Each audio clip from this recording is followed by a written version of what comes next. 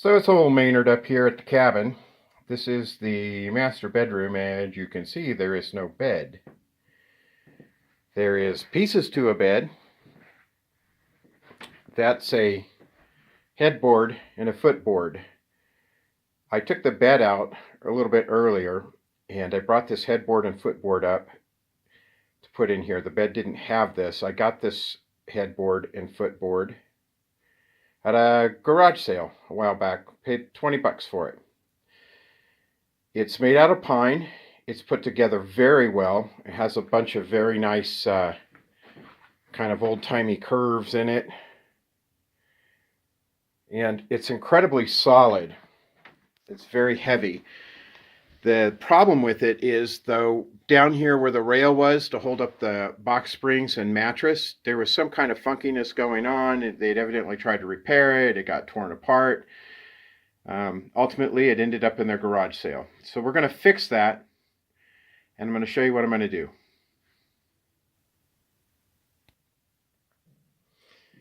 So let's talk about the dimensions that we're working with. A queen-size bed is 60 inches by 80 inches. So it's 60 inches wide, 80 inches long. 60 inches is 5 feet, and 80 inches is 6 feet 8 inches, and that is the same dimension as the height of a door. Okay, now I come down and I look at this piece and I follow the tape measure out, and right there it's actually 61.5 inches.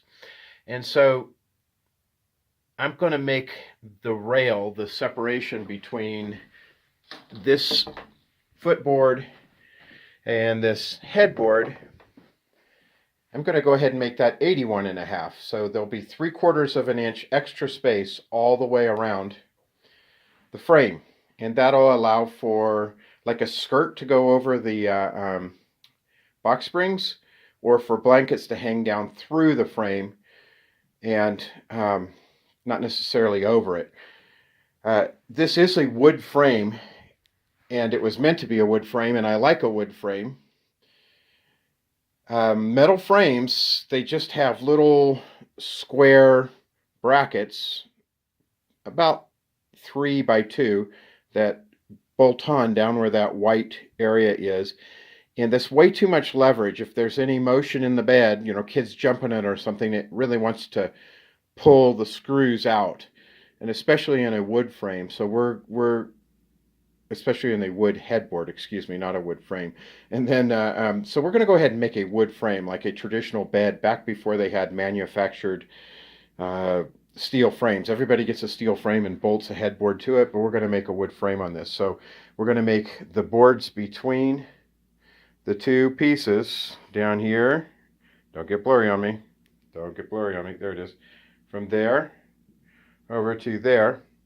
We're going to make it 81.5 total, and the width is already set. So I'm going to go cut a couple boards. The width of the boards that I'm going to use is going to be 7.5. That's a 2 by 8, and this is 1.5 inches. So I need just a little bit of reveal, so I'm going to run them through the planer and get them down to about 1 inch, and it looks like about 1.25 inches. So I'm going to get some 2 by 8s. I'm going to cut them to length, and I'm going to plane them, and then we'll bring them back up and screw them together.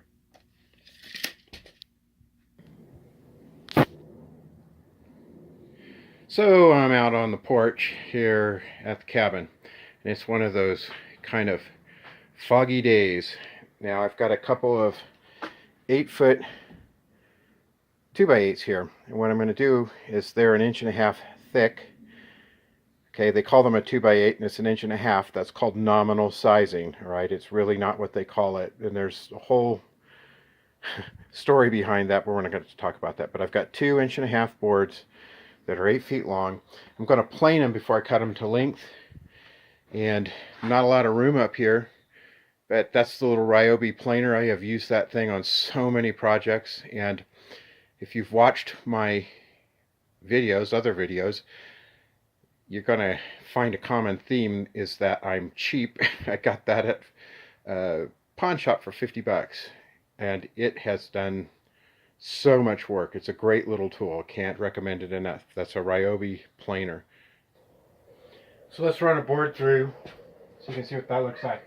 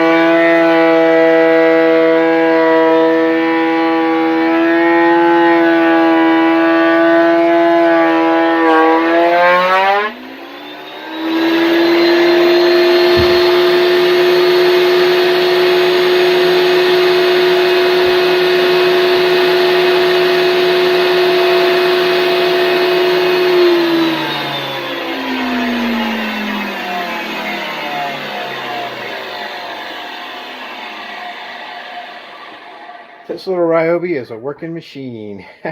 I've made so much stuff with this thing. Anyway, I think I got the boards pretty close to where I want them. So, I've got these rails cut down to, or planed down to 1.25 inches. Then you need to cut them to length. Remember, it's going to be 80 inches for the queen size bed. So I'm just going to mark this. And we'll use a square to square it up. This is a little speed square. That's what they call these guys. And I'm using this for a reason. The reason is this, is I'm not using a chop saw. I'm up here in the mountains and I don't have a lot of tools with me. So if you just take the speed square and you line the tray of the skill saw where it needs to be. I've got the blade set right on the line. I'm going to put the skill saw right next to the tray, and I'm just going to run the skill saw tray against the speed square. Well, I got to plug it in. A ding dong.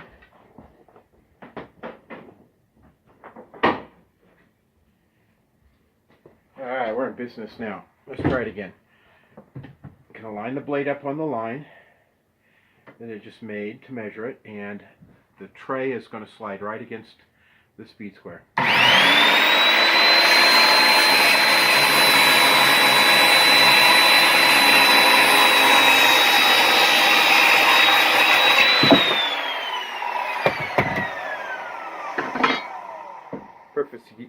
Perfectly straight cut every time. So we're looking at the headboard. So let's come down to the corner bottom on the leg, and you see that white area. That's where the rail is going to attach. And I've got the rail in my hand. The rail is going to come in here and attach right here. And there's no strength in any attachment that I can make here. I also need to get something for the box spring to set on. And so I need to make a cleat on here that slides over, overlaps that, and I can run bolts through this and the cleat. So I need to put a cleat on here, and what I'm going to do is I'm just going to cut a 2x4, a 2x4, a 2x4. I can say it. I've only been talking for like 55 years. You think I could say that? So I'm going to put a 2x4 on here that's slightly longer than this cleat. It's going to hang off like that. It's going to slide in, interlock, and it's going to give me a place to put a couple bolts in. So I'm going to go cut some 2x4s to length.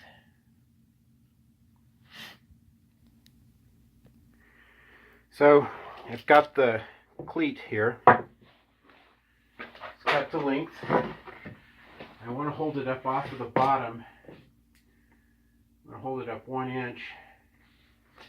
I'm just going to take my thumb and forefinger here after I've marked it and run a line down the board. And the cleat's going to line up on that inch, on that line, 1 inch from the bottom. And that's just a decision that I made. I considered a few things, so I'm going to go ahead and center it up.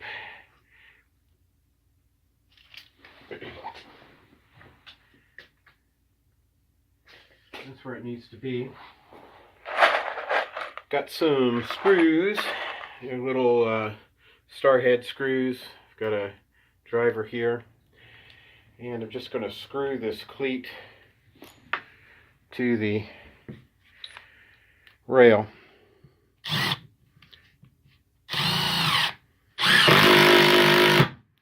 Yep, that's good. And 2 on the ends there, 2 on this end. And let's go ahead and throw one more in here.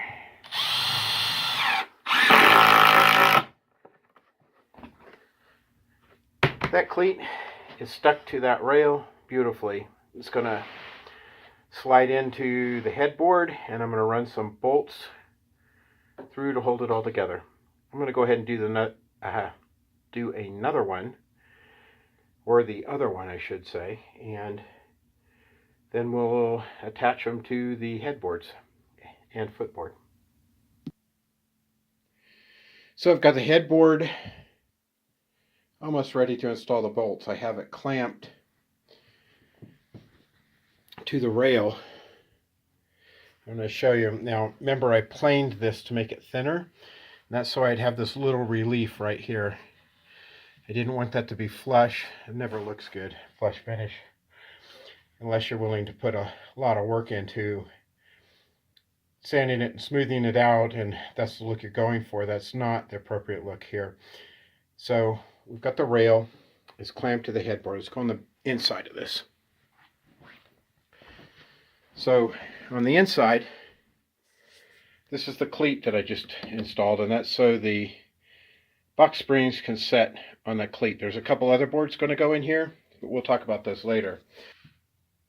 So right here, where this overlaps this piece, I'm going to put some carriage bolts through here.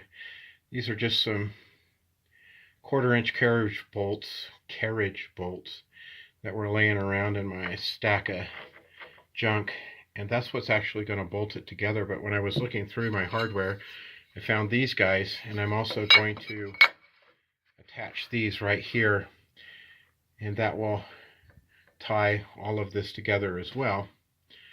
I think that will make a little stronger joint, and these cost nothing. They were just in my pile of leftover hardware. So we're ready to put the carriage bolts in. We're going to mount the carriage bolts from the outside. Now, I'm typically very guilty of working with whatever I have laying around. These carriage bolts are just long enough to get through, so I'm going to have to countersink this a little bit to receive the nut. So I'm just going to go right here.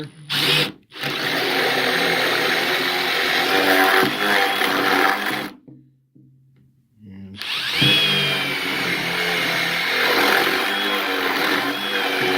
right there. Going to pop this off. I love this little Milwaukee drill. And go ahead and drill this all the way through.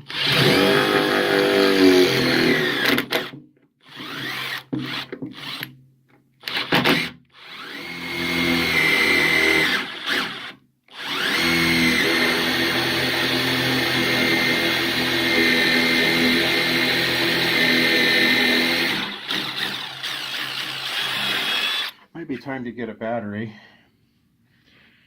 And of course, I hit a screw on that top one, so let's resolve that issue. Always something. Get this screw right here, so let's take this out. We'll put it back in when we're done. Let's see if we can't get this guy to drill through now.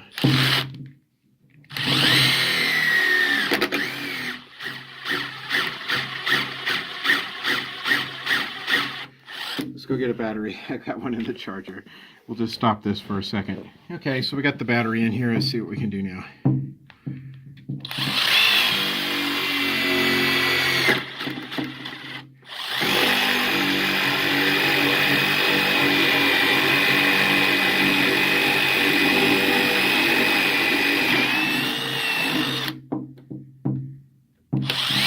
I'm just going to clean this up on the outside.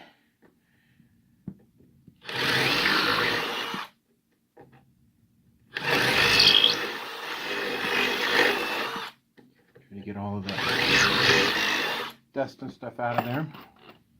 Got a couple of these 1/4-inch bolts. Set them in there.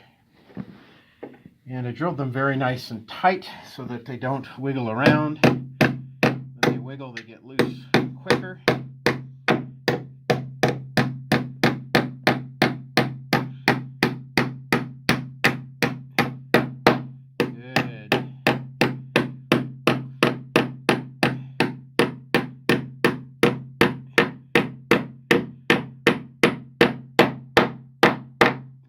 Two. All right, they're in. So let's pop this guy out and get this little driver tool that goes in here. Okay, see it? And put a socket on there. And get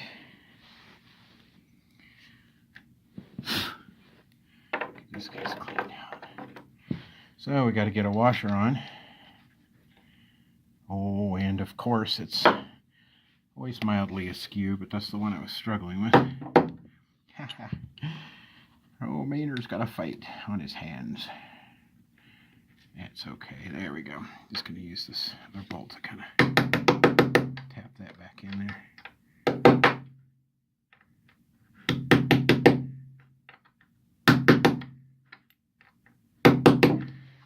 Now, when I'm bolting this stuff together and it's 90 degrees, there's really no good structure in the wood other than bolting it. I like to make sure everything's good and tight. In houses nowadays, when we put sturdy walls in and things like that, you'll get inspectors come by and pull the nuts off it, put feeler gauges to make sure everything is super snug. It does make a difference. Just bolting it together and sandwiching together, that's most of the strength. But there's also something called the coefficient of static friction when things are stuck together, and the tighter they are, the less likely they are to move. And not that this bed is all that important, but let's see what happens. I put it there. Yep. So that's evidently the speed to run it on.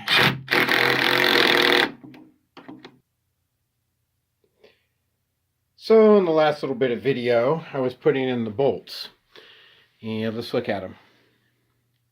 They're right down here.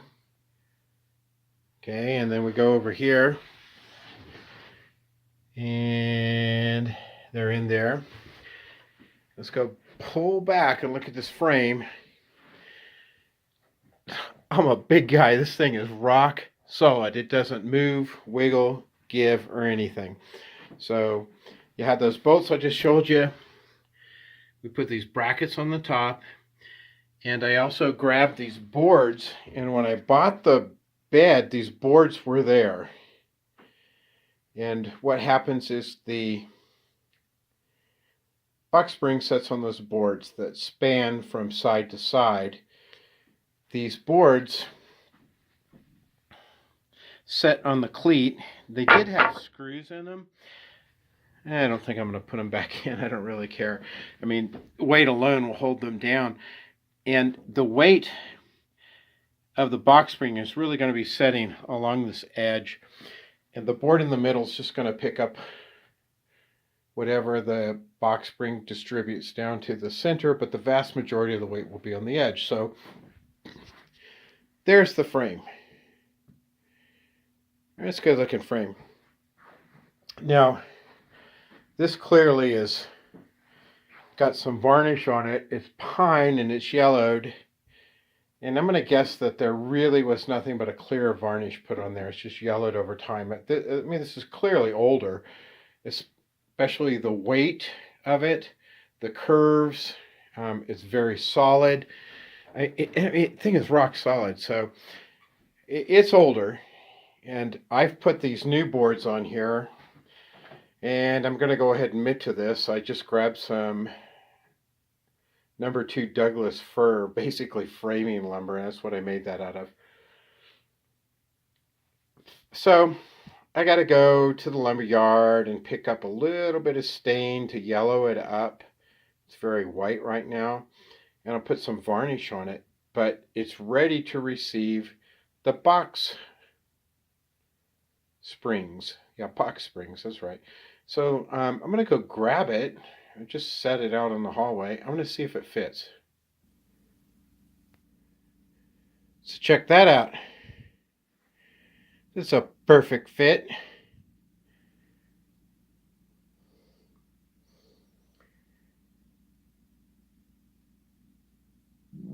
Now I've got to put a skirt on a mattress on it. I just can't help myself.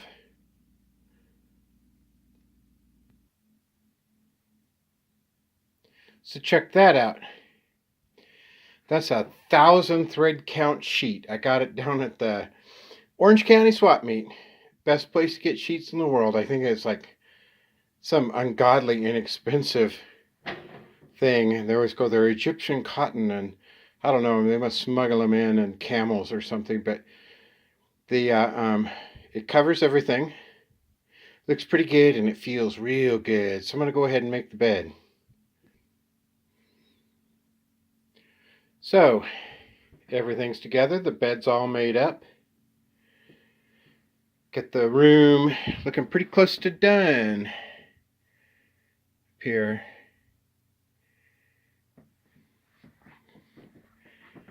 The bedspread's going to get me all emotional. My mom gave that to me for the cabin a long time ago. She's off doing better things now. She hasn't got time for whatever's hanging out around here. So